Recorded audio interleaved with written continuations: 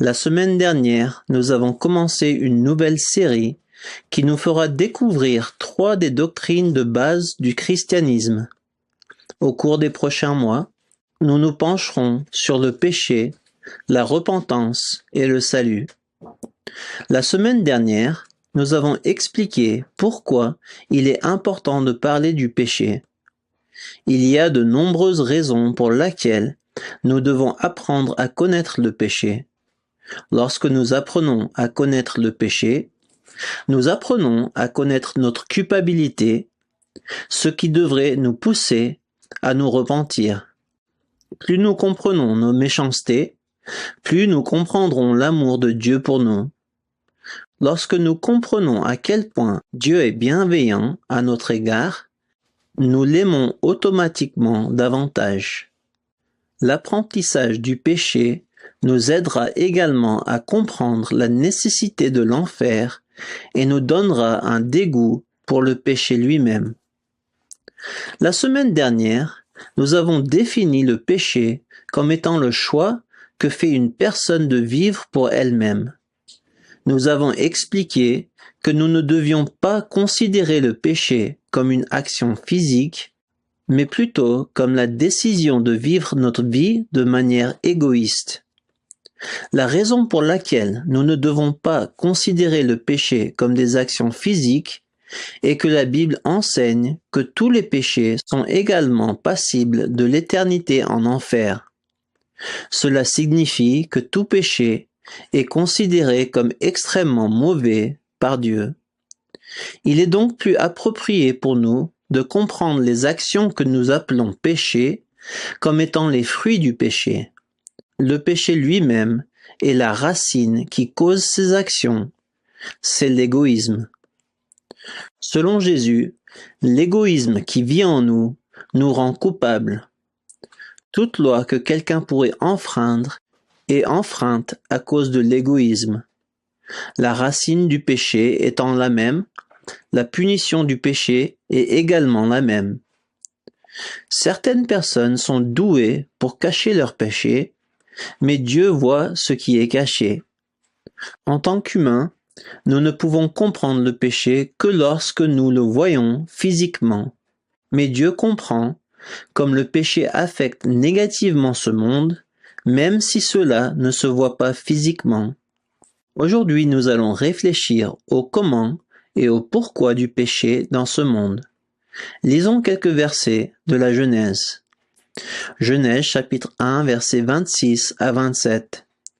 Puis Dieu dit: Faisons les hommes de sorte qu'ils soient notre image, qu'ils nous ressemblent, qu'ils dominent sur les poissons de la mer, sur les oiseaux du ciel, sur les bestiaux, sur toute la terre et sur tous les reptiles et les insectes.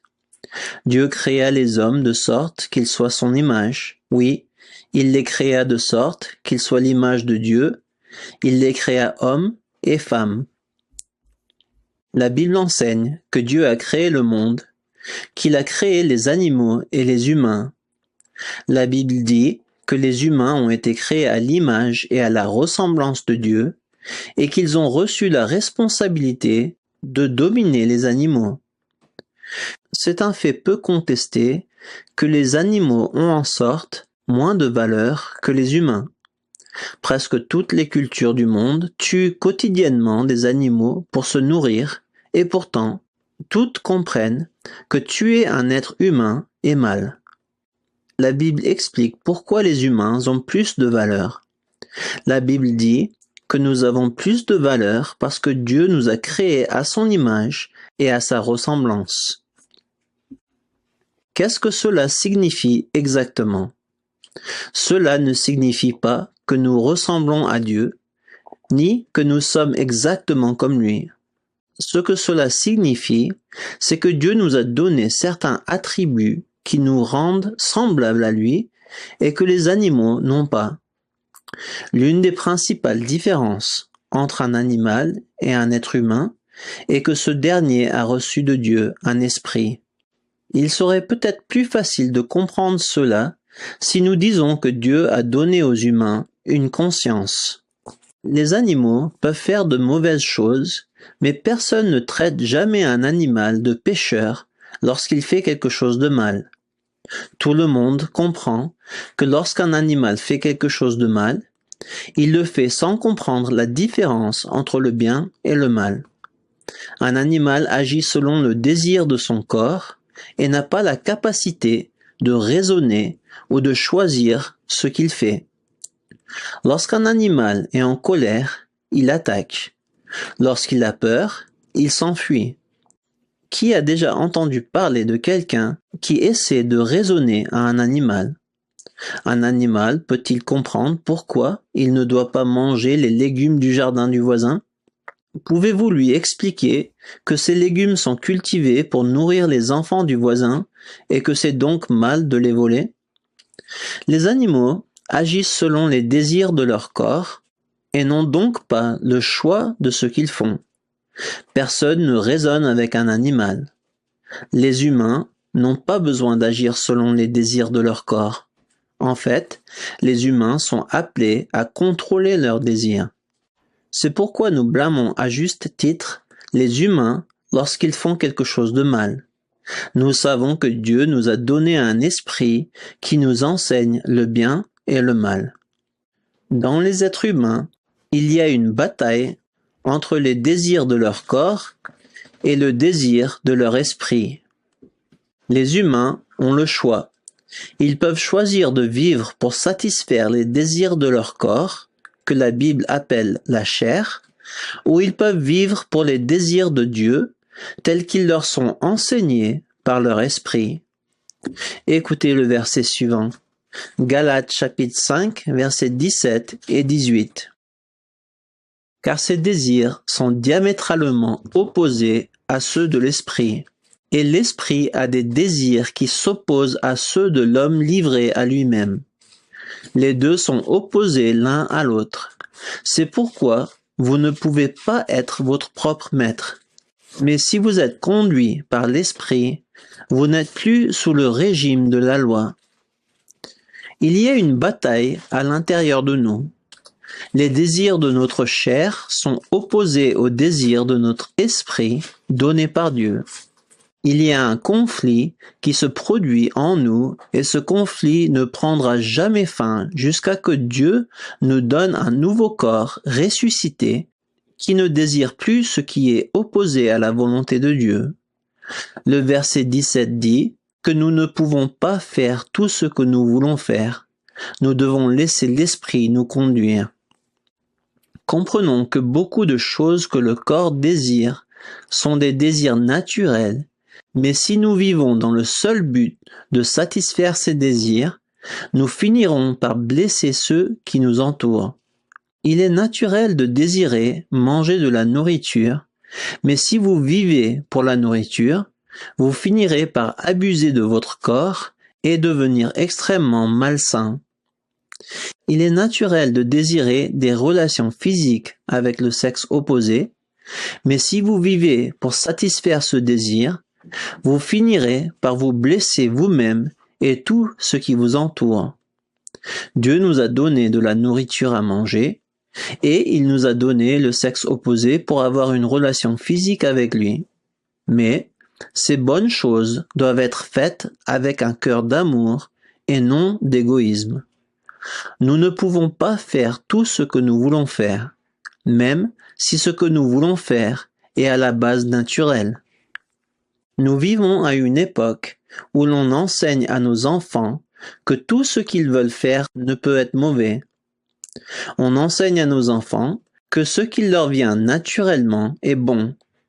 La Bible dit que nous devons contrôler nos désirs. Nous ne pouvons pas vivre pour les désirs de notre corps, mais au contraire, nous devons vivre pour les désirs de Dieu.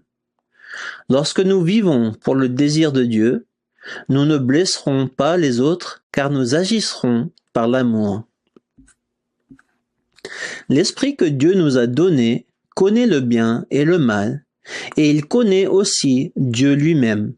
Au jour du jugement, personne ne pourra prétendre qu'il n'est pas coupable, car tout le monde a un esprit donné par Dieu. Comprenons ceci.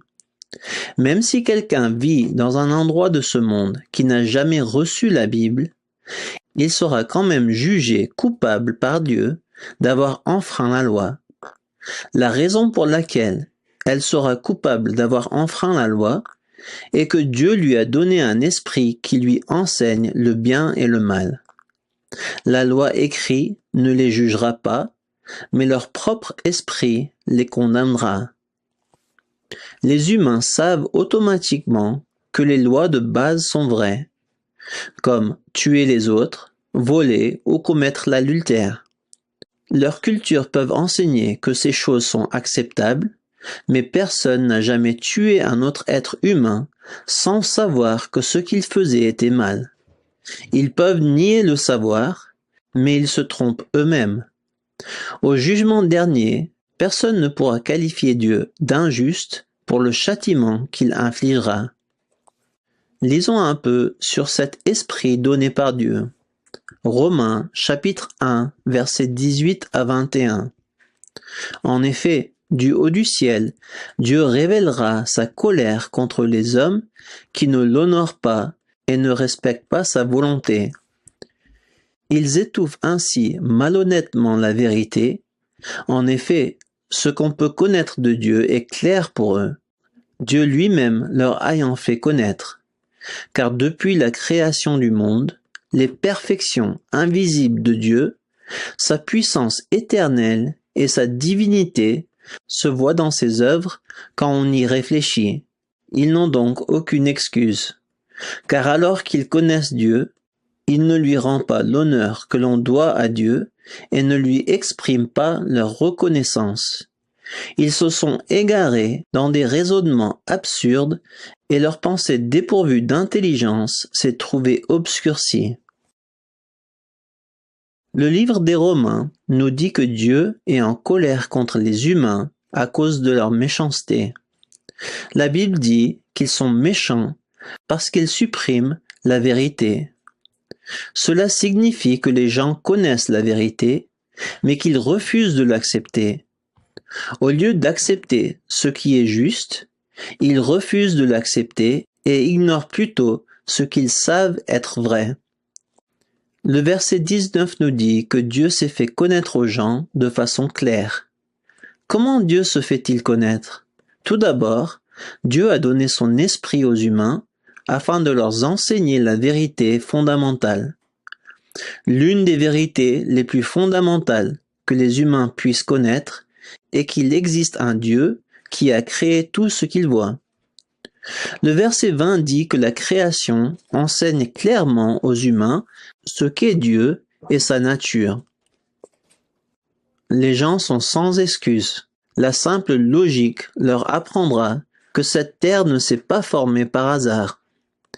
Qui trouverait une horloge dans les bois et enseignerait qu'elle a été formée par accident à partir de rochers, de bâtons et de terre après des millions d'années de tempêtes? Personne n'aura d'excuse lorsqu'il se tiendra devant Dieu au jour du jugement dernier. Tout péché qu'ils ont commis l'a été en pleine connaissance de ce qui est bien et de ce qui est mal. Le verset 21 de Romains 1 nous dit que les gens connaissent Dieu, mais refusent de le glorifier et de lui rendre grâce. Comment Paul peut-il affirmer avec autant d'assurance que tous les hommes connaissent Dieu? Parce que Paul savait que chacun de nous a reçu de Dieu un esprit qui nous enseigne certaines vérités fondamentales à son sujet. Au lieu de croire leur esprit, les gens ont échangé la vérité contre les mensonges et ont décidé de créer leur propre Dieu. Parce que les humains ont refusé de croire en lui, Dieu les a livrés à leurs désirs, au point que leurs désirs sont devenus contre nature. Dieu a permis aux hommes de convoiter les hommes et aux femmes de convoiter les femmes, parce que ces gens ont décidé que la connaissance que Dieu avait mise en eux ne valait pas la peine d'être gardée. Le péché d'homosexualité n'est pas meilleur ou pire que tout autre péché, mais il représente le fait que Dieu a abandonné une personne. Ce péché est le signe que Dieu a retiré le bon sens d'une nation. Permettez-moi de m'adresser à ceux qui luttent contre ce péché. Ceux qui luttent contre le péché d'homosexualité ne sont pas plus mal lotis que ceux qui luttent contre la convoitise des femmes. Vous pouvez dire que votre désir pour les hommes est naturel, mais cela ne fait aucune différence. Certains diront que leur désir pour les femmes est naturel. Peu importe le cas, Dieu nous commande de ne pas vivre pour les désirs de notre corps. Il nous commande de vivre pour lui. Les désirs de notre corps sont opposés aux désirs de Dieu. Nos désirs, s'ils sont satisfaits, entraîneront la destruction et la douleur, et nous ne pouvons donc pas faire ce que nous voulons. Nous devons soumettre notre vie à Dieu, à son esprit, et lui obéir. Dieu est prêt à nous aider dans le combat que nous menons avec notre chair, mais nous devons nous tourner vers lui pour obtenir de l'aide dans la repentance. Nous devons confesser la vérité. Nous devons confesser que nos désirs sont pécheurs et méchants afin de recevoir son aide. Écoutez le verset suivant. 1 Jean chapitre 1, versets 8 à 10. Si nous prétendons n'être coupables d'aucun péché, nous sommes dans l'illusion et la vérité n'habite pas en nous. Si nous reconnaissons nos péchés, Dieu est fidèle et juste, et par conséquent, il nous pardonnera nos péchés et nous purifiera de tout le mal que nous avons commis. Si nous prétendons ne pas être pécheurs, nous faisons de Dieu un menteur, et sa parole n'est pas en nous. Ceux qui prétendent qu'ils ne pêchent pas traitent Dieu de menteur. Ils refusent d'accepter la vérité qu'il a écrite sur leur cœur. Ces personnes ne peuvent pas recevoir le pardon ni l'aide de Dieu. Ceux qui sont prêts à confesser leurs péchés recevront le pardon et la justice de Dieu. Continuons à comprendre l'esprit que Dieu nous a donné. Romains chapitre 2, versets 12 à 16. Ceux qui ont péché sans avoir eu connaissance de la loi de Moïse périront sans qu'elle intervienne dans leur jugement. Mais ceux qui ont péché alors qu'ils étaient soumis au régime de la loi seront jugés conformément à la loi. Car ce ne sont pas ceux qui se contentent d'écouter la lecture de la loi qui seront justes aux yeux de Dieu.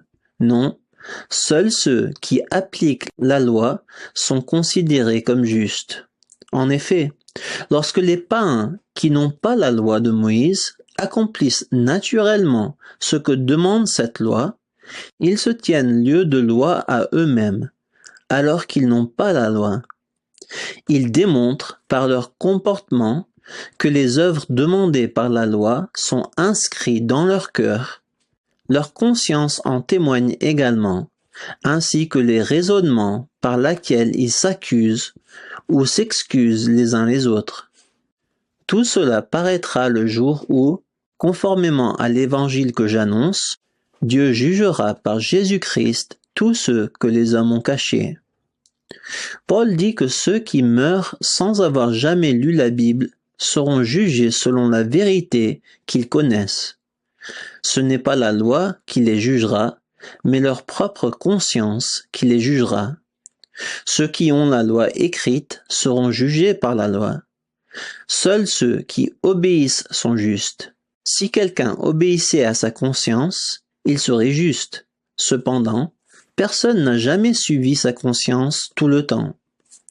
Au verset 14, Paul dit qu'il y a des gens qui n'ont jamais vu la loi de Dieu et qui font par nature les choses demandées par la loi. Comment cela est-il possible? La raison pour laquelle ces personnes savent ce qui est bien et ce qui est mal est que Dieu leur a enseigné par leur esprit. Ces personnes sont la preuve que les exigences de la loi sont inscrites dans le cœur des hommes. Le jour du jugement dernier, tout le monde sera jugé coupable. Ceux qui avaient la Bible seront coupables d'avoir enfreint la loi qu'ils avaient étudiée. Ceux qui n'ont jamais eu la Bible seront coupables d'avoir enfreint la loi que Dieu avait inscrite dans leur cœur. Dans les deux cas, tout le monde sera coupable. Seuls ceux qui se sont tournés vers Jésus pour être pardonnés seront pardonnés. Il est important de comprendre le péché de cette manière. Le péché n'est pas seulement des actions pécheresses, comme le vol et le meurtre. Le péché, c'est vivre pour la chair et non pour l'esprit. Même les chrétiens ont tendance à considérer le péché comme une liste de choses à faire et de ne pas faire. La Bible dit que le péché est bien plus que cela. Le péché, c'est vivre pour la chair et ignorer ce que Dieu vous dit par l'esprit. Ainsi, quelqu'un peut pécher simplement en faisant ce qui semble être une tâche très naturelle. Laissez-moi vous donner un exemple de la façon dont je peux pécher sans que ce soit une action que personne ne considère comme un péché. J'ai eu le grand plaisir de grandir dans le pays de la France. Non seulement mes parents étaient missionnaires en France, mais ils ont dirigé un centre de vacances dans les Alpes pendant des années. La nourriture est très importante dans la culture française et il est donc très important pour des camps d'avoir un cuisinier professionnel. Comme enfant, j'ai été gâté en grandissant avec de la nourriture préparée par des chefs français.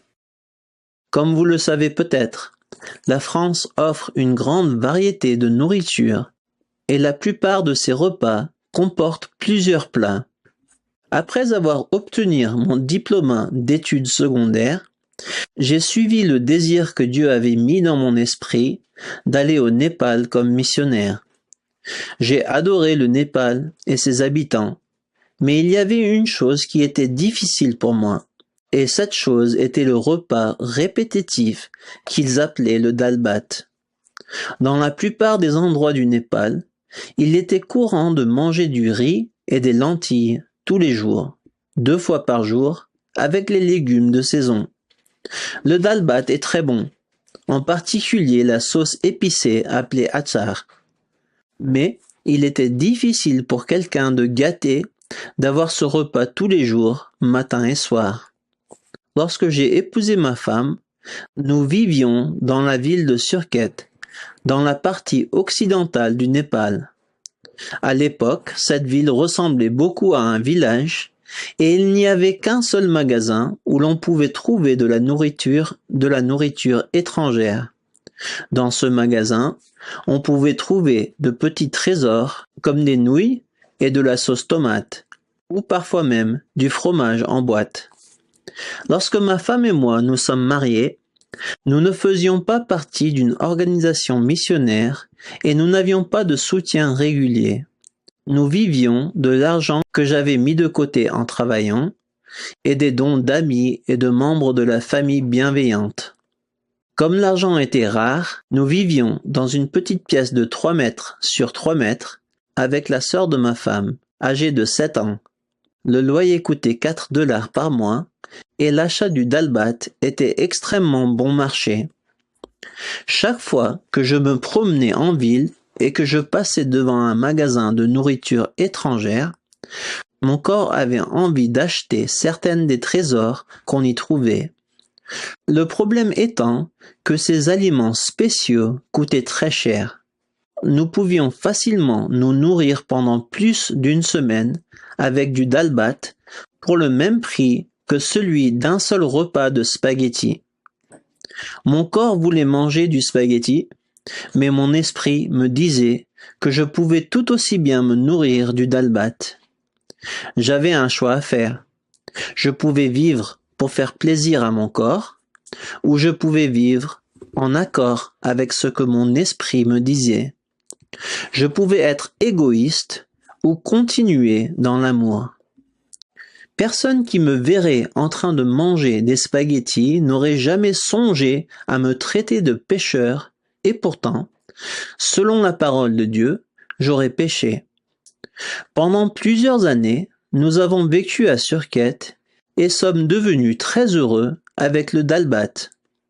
De temps en temps, j'achetais de la nourriture étrangère, mais dans l'ensemble, j'étais très satisfait jusqu'au jour où Dieu m'a envoyé une balle courbe. Un jour, je me souviens très bien que mon esprit me demandait d'acheter de la nourriture étrangère pour ma famille qui comptait maintenant 6 personnes. La sœur et le frère de ma femme vivaient avec nous et nous avions 2 filles. Une fois de plus, ma chair a lutté contre mon esprit. Ma chair ne pouvait pas s'empêcher de compter l'argent dans mes poches, tandis que l'Esprit de Dieu me disait de mettre ma foi en lui pour qu'il me pourvoie. J'avais envie de dire à Dieu que le dalbat était une nourriture parfaitement satisfaisante pour ma famille. J'avais un autre choix à faire. Est-ce que je vis pour moi et mes désirs, ou est-ce que j'écoute Dieu? Une fois que l'Esprit de Dieu m'a dit d'acheter de la nourriture étrangère pour ma famille, cela aurait été un péché pour moi de continuer à acheter uniquement du riz et des lentilles. J'espère que vous comprenez que considérer le péché comme étant uniquement une action physique est problématique. Le péché va bien au-delà de simples lois. Le péché, c'est vivre pour soi-même. Et lorsque vous choisissez de vivre pour vous-même, vous finissez par blesser les gens autour de vous. Lisons quelques versets à ce sujet. Romains chapitre 14, versets 5 à 8. Pour celui-ci, tel jour a plus d'importance qu'un autre. Pour celui-là, ils sont tous égaux. À chacun d'avoir une pleine conviction en lui-même. Celui qui fait une distinction entre les jours le fait pour le Seigneur. Celui qui mange de tout le fait aussi pour le Seigneur, puisqu'il remercie Dieu pour sa nourriture. Et celui qui s'abstient de certains aliments le fait encore pour le Seigneur, car lui aussi remercie Dieu. Aucun de vous ne vit pour lui-même, et aucun ne meurt pour lui-même. Si nous vivons pour le Seigneur, et si nous mourrons pour le Seigneur. Paul enseignait à l'Église la conscience et comment nous sommes tenus de suivre ce que Dieu nous enseigne personnellement. Paul dit au verset 5 de ce chapitre que chacun doit être pleinement convaincu dans son propre esprit de ce qu'il doit et ne doit pas faire. Quoi que nous faisions, nous devons le faire pour Dieu et non pour nous-mêmes. J'espère que ceux qui nous écoutent ont pu comprendre que le péché est bien plus que de simples actions physiques. Le péché est enraciné dans notre motivation de vie. Rejoignez-nous la semaine prochaine pour en savoir un peu plus sur ce sujet. Que Dieu vous bénisse, vous et votre famille.